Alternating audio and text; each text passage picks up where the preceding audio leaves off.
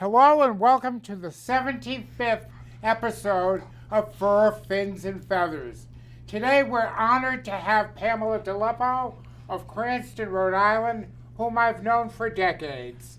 And you've had a long-standing relationship with dogs. I have. Thank you for having me today. I'm very honored to see you again. And Pamela, you brought 3 beautiful Brussels Griffons. I did. But how did you start in dogs? Well, my parents always were dog lovers, and they were not allowed to have dogs growing up because of situations with their Italian family. Italians are generally not always... I remembered your dad very well, who taught at Providence College. Yes. Dr. Ralph Deleppo. Yes. So dogs became his passion along with mine. I grew up with showing Shih Tzu. That was our first breed that we started with as the family. I have 2 older sisters, and we all showed dogs. And Quite well. we did okay. And then as time went on, I continued with my own Japanese chin line. I think I was about 15 when my dad said, "This is your breed, you do what you want." And I actually achieved a lot in a shorter period of time in Japanese chins. You have to excuse my dogs, they're very excited to be on TV. And then from Japanese chins, I've had a pug, and now I have Brussels Griffons. Which is a very rare breed. It's on the lower entry level. You don't see a lot of them, but they're kind of a secret. They're a secret breed. This one's very young, and she's very antsy. But they're a great breed. They're a toy breed, and they were originally bred to be ratters and to be in the In towns. Belgium. Yep, in Brussels and Belgium, and they were bred as stable dogs that were to find rats.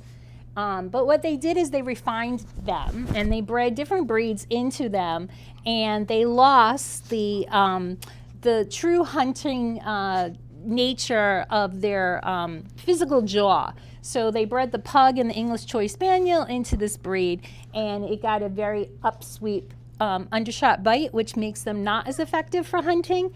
So as you can see, they're supposed to have an upsweep, pout, human-like expression, and you can see it on all of them.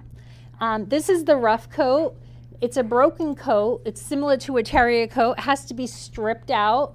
The coat has to be pulled, and it takes some experience to treat this coat. You really shouldn't clipper it or scissor it because it changes the texture of the coat. So this is a little more high maintenance. A lot of these dogs are professionally handled in the ring, aren't they? Yes, a lot of them are, and also they're professionally groomed at the dog groomers. Some people learn how to do it. Your parents had a grooming Yeah, shop? yeah, they did. We grew up having a dog grooming shop. It was a family business. We all learned to groom and be part of the whole animal raising puppies and showing and everything I love to this day. And these are the smooths. So this is Harlow. She's on the bed here, and she's the mom to these 2 females. She's my first Brussels Griffon, so I've only been in this breed 7 years, and she has achieved bronze grand champion status, and she's only had 2 litters, and these are 2 of her 3 puppies that she had. So they can be, they're litter mates. They're separate litters. Separate litters. Same breeding, same parents. Okay. Repeat breeding. So this one. Are there can 2 be in the same litter? One rough and one smooth? Yes, that's what Journey was, the rough in her litter, and her brother was the smooth, and Diamond is a singleton. She was the only puppy in her litter. So Harlow took a long time to get pregnant, so maybe if we had been more successful, she would have had more smooths and roughs, but this is what we have, and I'm very happy with them. They're quite delightful breed. they're Velcro. That's what they call them, the Velcro breed. If you do not like a breed that wants to sit on top of you and spend time with you, do not get this breed. They like to be with you. They like to be social. They're very good at just chilling and sitting and watching TV, or they can go for walks. And they're very agile, and they're a rather healthy breed. Are they versatile? Can they do other things? Yeah. So recently we just took the girls to go do barn hunting. And Yes. they were very successful. They found, as you can see, everybody wants to be on my lap at this point. But so yes, and they do agility, obedience, rally, all of those things. So that's the other reason why I'm on here today. I would like to talk about what we do in a kennel club. So which is very important. it is. So kennel clubs were formed as a community-based,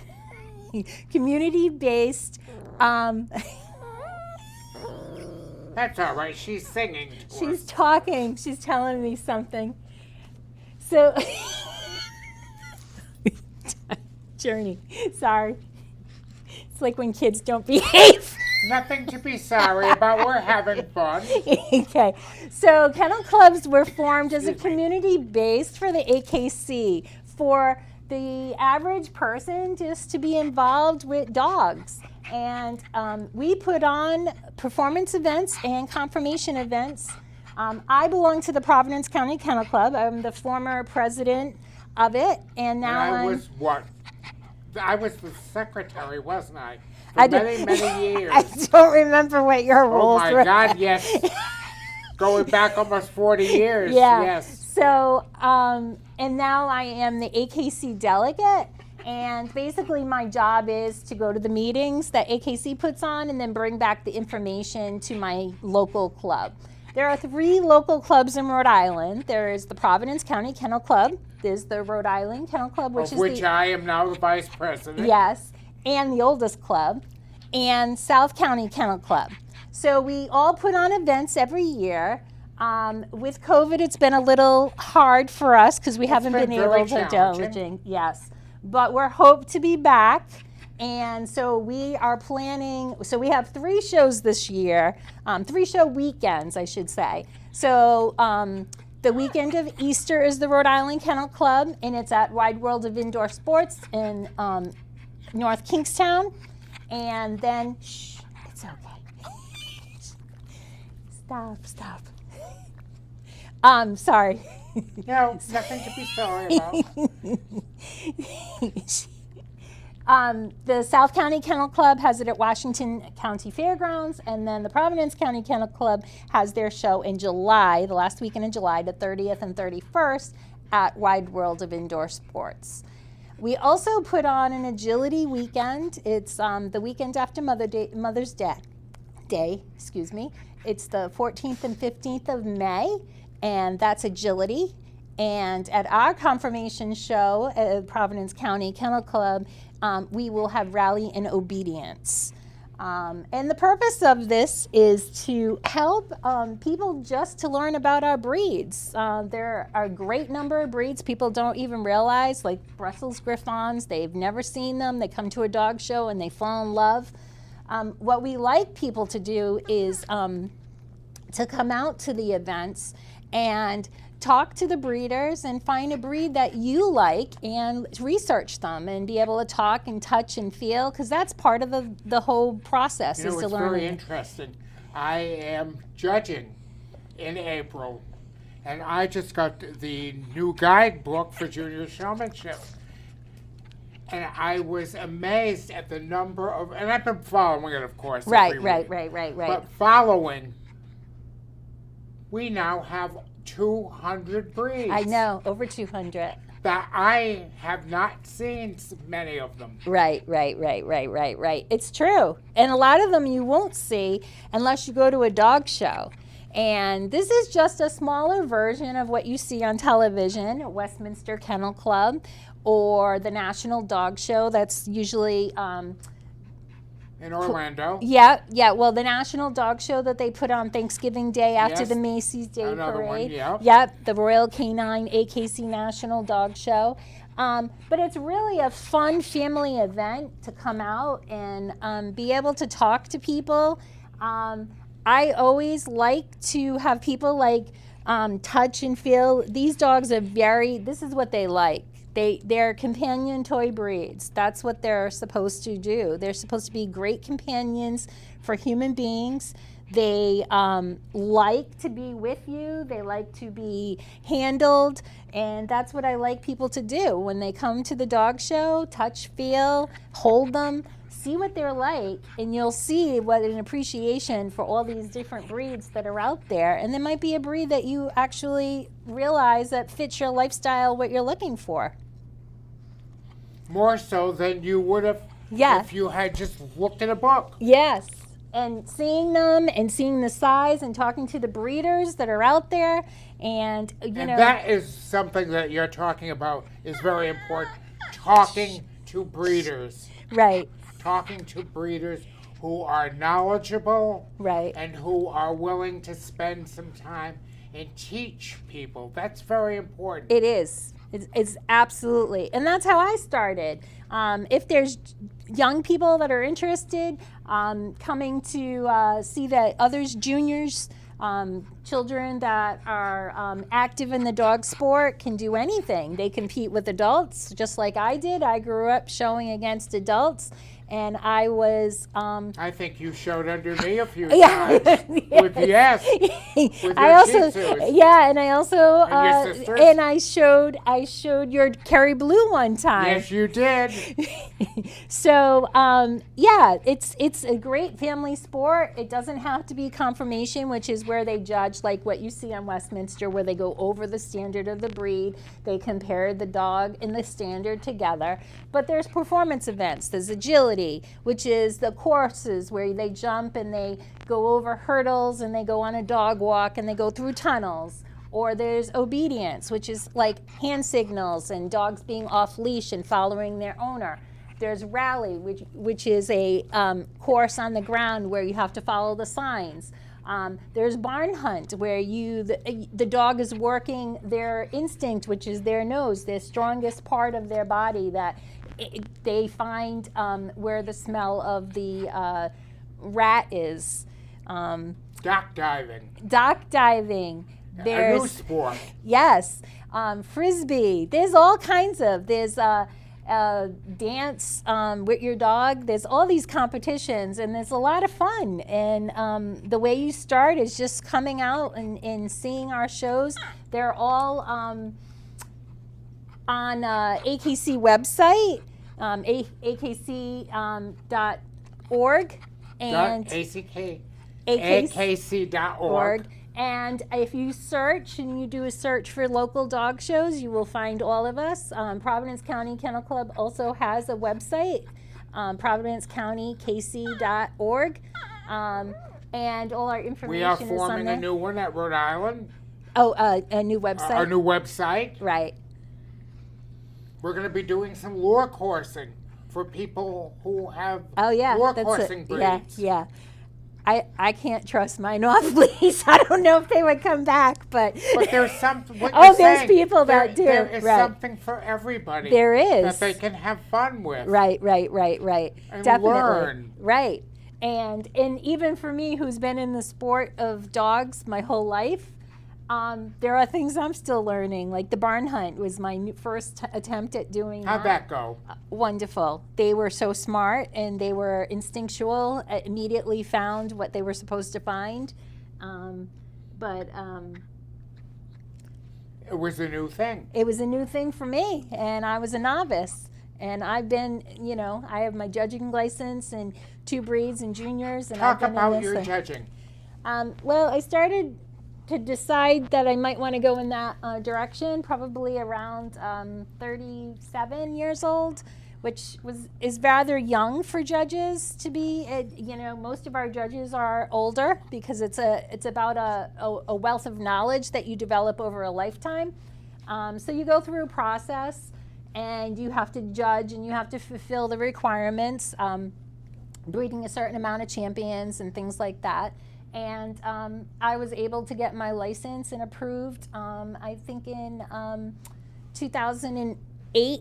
And I have other breeds I need to apply for, and I will continue down that road. I think eventually that's what You judge Shih Tzu, Tzu Japanese, and Chin and junior and showmanship. junior showmanship. Yep. And Where have you traveled to? oh, I have traveled to upstate New York. I have traveled to Memphis, Tennessee, Charlotte, North Carolina, and Fort Lauderdale, Florida. For dog shows, I've traveled as far as Michigan, Canada, Kentucky, Georgia. I've put a lot of miles on my car. I've done a lot of driving over the years. I've judged several sweeps around the country, It's Kerry sweeps and others, and I've judged juniors in many states and It's- had a lot of fun It is. It's a lot of fun. As you and see, met really interesting people. can you sit down? Yeah. As you can see, these two are young. The Diamond is 10 months old, and Journey's about a year and a half.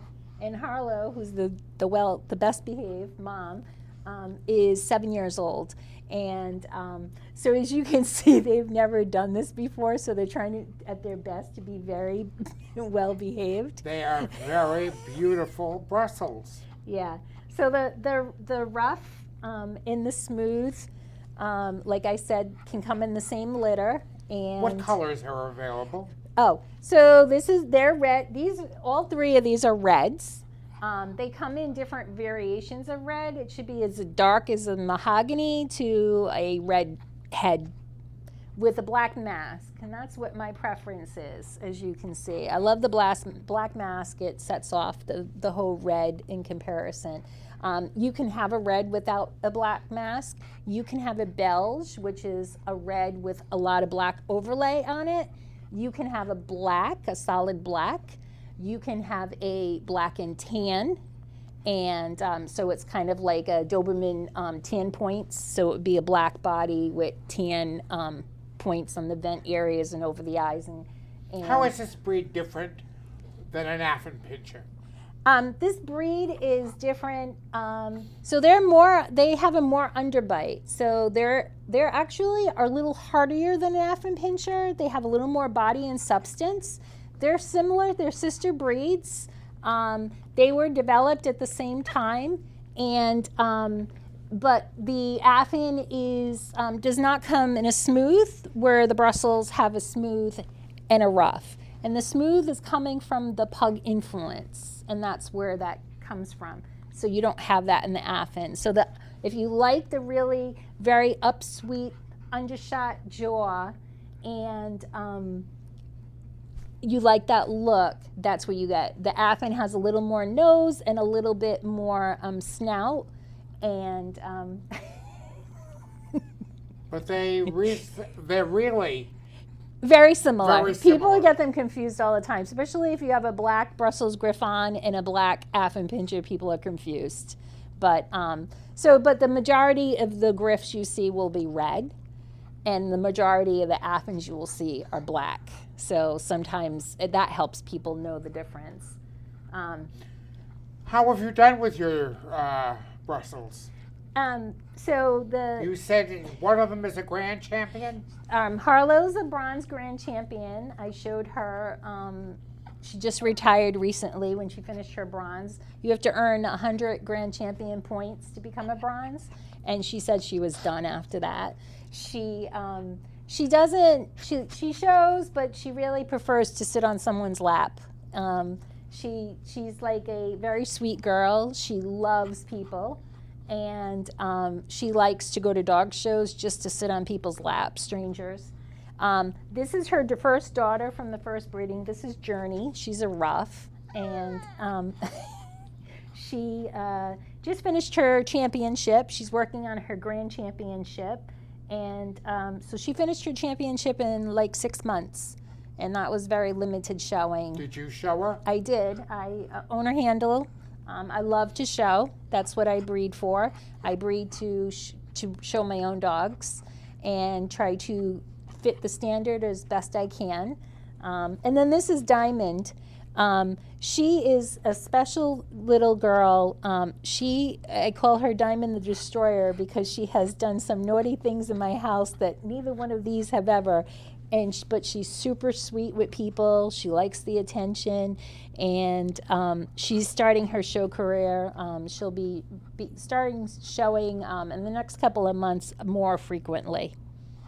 And have you done any therapy dog work with them? So Harlow, my 7-year-old, with her back to us, she has actually gone to nursing homes. Providence County Kennel Club, we do educational at nursing homes, and she has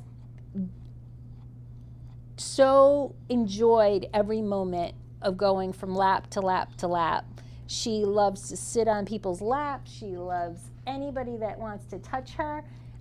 She is very sweet. She loves every situation. She's very calm. She handles stress unbelievable. She can go in a room of 25 people and go from lap to lap to lap. And she really does well at therapy. She does, and she's very special in that way. In fact, I would say all of them are. It's just that she's very wise and she's more experienced than these two. These two are still young. They're still developing their brain, and they're still trying to get their whole process together. They're a great breed. As you can see, I love them. How far have you traveled? You've said you've traveled. Yeah. You go to dog shows regularly. Yes. Regularly, I go to dog shows. I've traveled for them, Kentucky. We have done Pennsylvania, New York, New Jersey, all New England states. It can be expensive. It is. It's my passion, my addiction. I'm not sure which one you want to call it, but the dogs are very important to me, and I just love it. I love this sport. Are you going to continue on as a judge? I will, as soon as my urge to stop showing dogs leaves me. Someday maybe I'll be one of those judges that is like 85 years old still going around the ring. What breeds would you like to judge? I love the toy breeds. I come from toy breeds, Shih Tzu, Japanese Chin, Papillons, Pugs. I love them all. I love Maltese, Yorkies. That's my first group, and then non-sporting, Losses, Tibetan Terriers, and Tibetan Spaniels. That will be my next group I would go into, and then I think Terriers would be my third group, because I do love a feisty terrier. I love to watch a terrier be shown. Yes, I have. We watch many shows yes, together. Yes, and they're kind of a little terrierish. They have a little terrier attitude, and I like it. I like that they have some level of that tenacious behavior. I'm looking at this rough one. Yeah. It's captivating me. Yeah, because you like hair. Yes. and there's a little terrier in her. See, there's a lot of terrier in her. But the funny thing is, don't let it fool you. This one, that's why I call her Diamond the Destroyer. She would hunt anything in that yard if she could get it. She definitely likes it. You can see they're very affectionate towards each other. She's cleaning her ears right now because it's a very important skill she has. They just love each other. They're really a pack animal. If you want a group of dogs that get along and nobody's having fights and nobody's having disagreements, toy breeds, this is the type of breed you can do that with. You can see that there's a level of like how important, Harlow. Everybody's having fun here. Well, yes. I call them monkeys. The Affenpinscher is the true, they call it the monkey breed. I think this is the monkey breed also. There's a lot of climbing. There's a lot of like where they like to perch and sit and be part of things. And they're just a great breed. And I hope people come out. to shows and see what it's like to be in this hobby, this sport that has kept my life very busy and has kept fascinated. I know. We've and met wonderful people I know, over the years. I know. And you're never, once you go to a dog show, you're never a stranger. Everybody, the dog show community is very supportive. I know that there's a lot of feeling that that people are snide but in general, most people are helpful and want to talk to people that are coming and looking for breeds. So that's my experience, and I really work hard at that. They want to share their interests. People love to talk about their dogs. Yeah, and what they're doing with their dogs. Right, and what their dogs can do, and what skills, and it's a wonderful world if you ever enter it. Harlow, you got going on there. So yeah. There is so much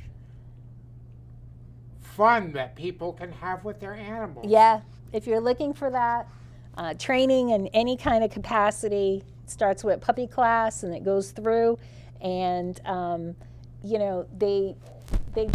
they're very. People need to talk about training. Yeah, training's very important. It is, as you can see.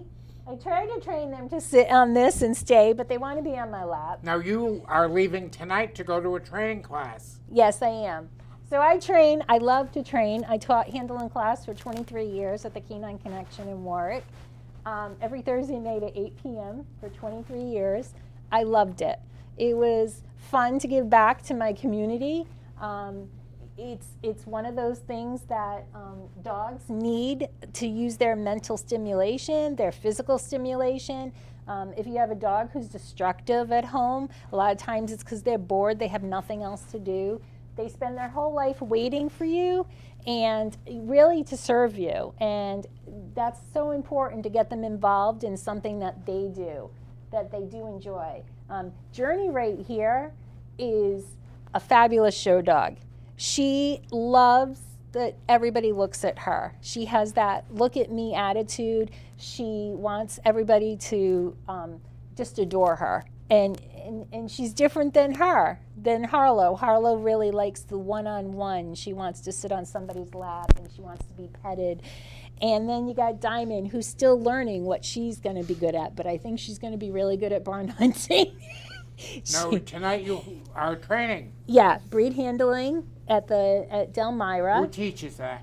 Mia Special. And yes, who was on my show. Yeah, Mia. Mia is a very special girl. She is about to graduate from URI, and she has IBs and hounds, and she's very talented, and she's gone far for her young age already. And we are told that we are wrapping up our 75th show, and it was an honor. Thank you for having me. With these three beautiful young ladies. And you. It was great. We didn't throw that in, too. but it was great to see you, Pam. Thank you for sharing your knowledge and your talent with us. Oh, thank you. Thank you for having me. We'll have you back. Okay, thank you.